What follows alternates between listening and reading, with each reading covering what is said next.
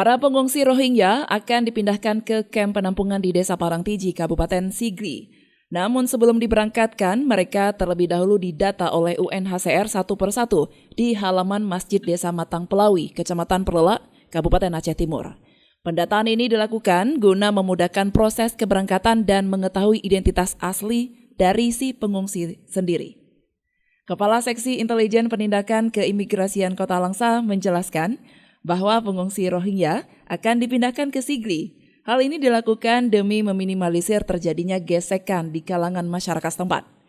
Ia juga menyebutkan mereka akan dibawa dengan menggunakan 5 unit mobil bus milik Pemda. Akomodasi semua, nanti akan kita bawa ke penampungan pengungsi di Padang Tiji. Dari Aceh Timur, Romi Syaputra melaporkan untuk Puja TV Aceh.